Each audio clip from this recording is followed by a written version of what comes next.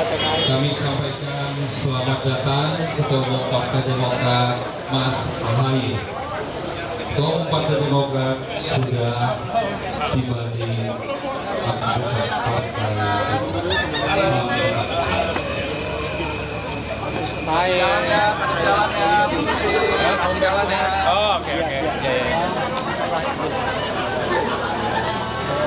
Terima kasih.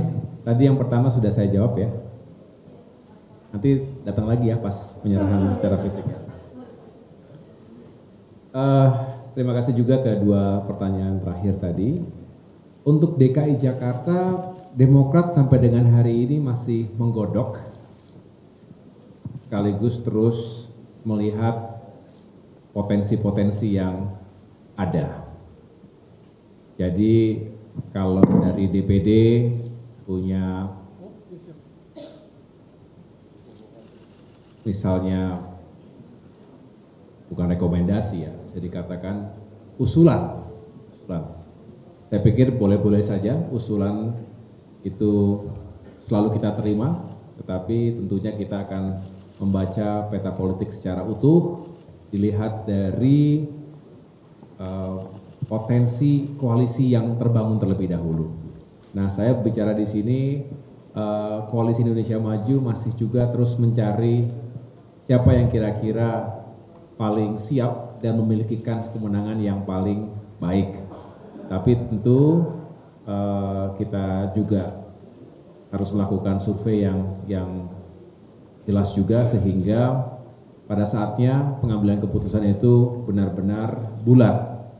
Walaupun tentu pasti ada plus minus dari masing-masing kandidat. Jadi sekali lagi untuk DKI Jakarta kami belum mengambil keputusan dan masih butuh waktu untuk menganalisa dan menggodoknya lebih lanjut.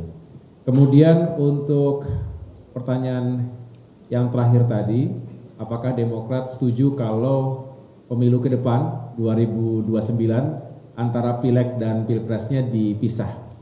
Sebetulnya itu yang sejak awal kami sarankan. Terakhir ketika kami menerima kunjungan dari Ketua MPR Pak Bamsud dan jajaran Wakil Ketua MPR RI lainnya, kami juga mendiskusikan hal tersebut dan sebetulnya kita perlu mengkaji. Tidak mengatakan bahwa serentak itu tidak baik, tetapi kita perlu mengkaji kembali apakah lebih baik kalau kita pisahkan seperti terdahulu Pileg dijalankan duluan, baru setelah itu Pilpres. Ada beberapa pertimbangan yang dibahas ketika itu.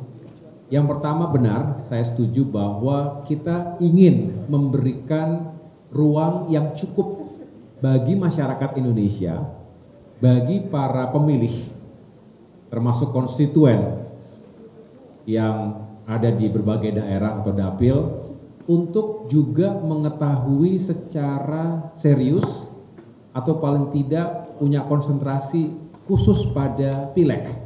Karena jika dilakukan secara serentak, pengalaman selama ini sudah hampir pasti fokus masyarakat kita semua dan secara alami pasti kita lebih memberikan panggung, ruang dan perhatian kepada Pilpres. Itu sudah otomatis akan seperti itu karena memang yang paling mendapatkan spotlight, sorotan. Bagaimana tidak, karena kita memilih pemimpin bangsa, Presiden Republik Indonesia. Tapi rasanya agak kurang fair ketika seharusnya juga kita memilih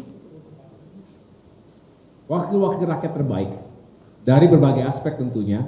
Kita ingin yang punya kapasitas yang baik, integritas yang baik, visi misi yang jelas, termasuk partai-partai politik ini kan punya kewajiban untuk menyampaikan apa saja visi misi dan program-program yang akan diperjuangkan jika partai tersebut, jika kader-kader atau caleg-caleg dari partai tersebut terpilih menjadi wakil rakyat.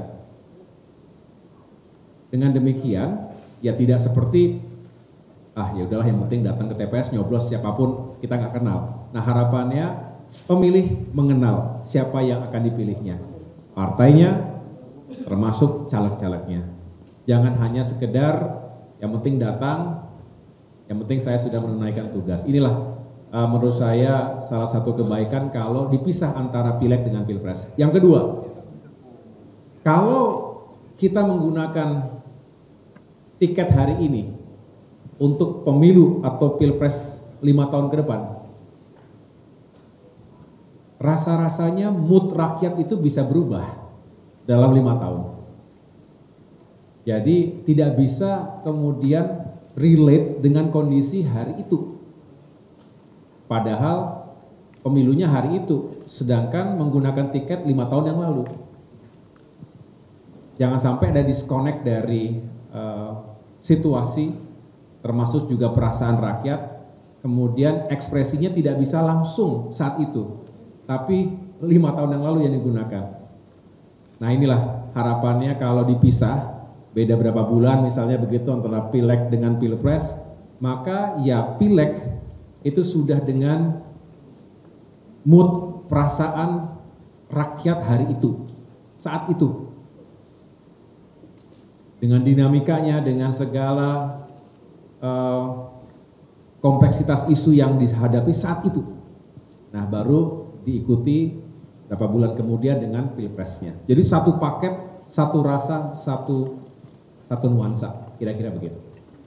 Jadi kami Partai Demokrat juga tentu menyambut baik, sekaligus kami justru mendorong agar ini dibahas menjadi wacana yang baik untuk kita pertimbangkan masak-masak, dan mudah-mudahan jika ada kajian yang serius nanti juga bisa menghasilkan hasil yang baik juga.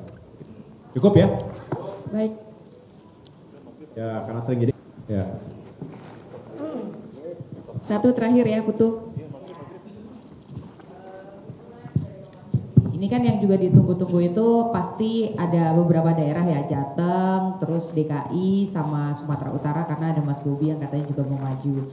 Nah ini mungkin penegasan aja, jadi untuk Demokrat sendiri, untuk daerah-daerah panas itu, kira-kira kapan akan keluar surat rekomendasinya? Terus kalau untuk DKI, Mas Anies ini kan cukup tinggi secara survei, apakah itu juga dilirik sama Demokrat atau enggak? Yang kedua untuk Jateng itu Demokrat akan kasih rekomendasi untuk Pak Lutfi, Mas Kaisang, atau justru akan digabungin aja dua sosok itu? Makasih Mas. Ya, saya tidak akan menjawabnya sekarang karena kita akan sampaikan pada saatnya. Nggak seru dong kalau disampaikan sekarang. Tapi yang jelas begini teman-teman, kami juga menata pengambilan keputusan ini juga dengan timeline. Jadi mekanismenya itu benar-benar kita lalui dengan baik dan tentunya bertahap, prosesnya berjalan terus. Tapi bisa dikatakan per hari ini sudah cukup banyak yang kami sudah serahkan. Yang lainnya memang masih menunggu waktu, nanti saya akan undang lagi, betul. Baik untuk daerah-daerah yang tadi dianggap menjadi hot topic, hot issue, DKI Jakarta, Jawa Tengah, mungkin Jawa Barat, dan tentunya Sumatera Utara termasuk beberapa daerah lainnya. Yang jelas itu akan menjadi milik publik pada saatnya, tapi tidak saya jelaskan hari ini. Terima kasih. Kenapa? Awal Agustus, bentar lagi dong awal Agustus ya. Insya Allah, ya, insya Allah akan kami undang lagi untuk penyerahan rekomendasi berikutnya. Terima kasih. Baik, terima kasih teman-teman wartawan. Terima kasih Ketum AHY.